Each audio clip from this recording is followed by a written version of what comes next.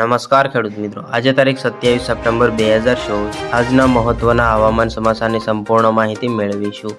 ચેનલમાં નવા હો તો ચેનલને સબસ્ક્રાઇબ કરી લેજો। હવામાન વિભાગ દ્વારા રાજ્યના તમામ જિલ્લાઓમાં વરસાદની આગાહી કરવામાં આવી છે। આજે રાજ્યમાં હળવાથી મધ્યમ વરસાદની પણ આગાહી કરવામાં આવી છે।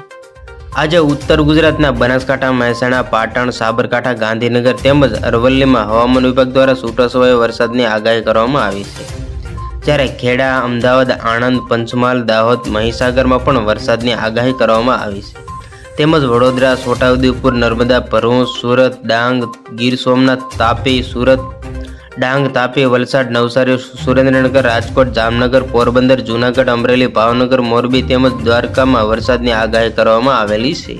આ સાથે જ એક સાયક્લોનિક સર્ક્યુલેશન જે મહારાષ્ટ્રના ઉત્તરીય ભાગમાં સર્જાયું છે, જેને લઈને વરસાદ ગુજરાતમાં વરસી રહ્યો તથા આગામી દિવસોમાં અમુક જગ્યાઓ પર ભારેથી અતિભારે પણ વરસાદ વરસી શકે તેવી સંભાવના વ્યક્ત કરવામાં આવેલી છે।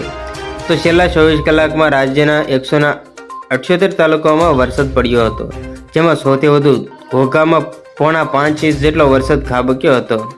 વલભીપુરમાં 4 ઇંચ, પાલીતાણામાં 4.5 ઇંચ, ભાવનગરમાં 3.5 ઇંચ, સિહોરમાં 3 ઇંચ। તો બસ આજની તે આટલી જ અપડેટ, ફરી મળીશું નવી અપડેટ સાથે। ત્યાં સુધી બન્યા રહેજો ખેડૂત ખબર યુટ્યુબ ચેનલમાં।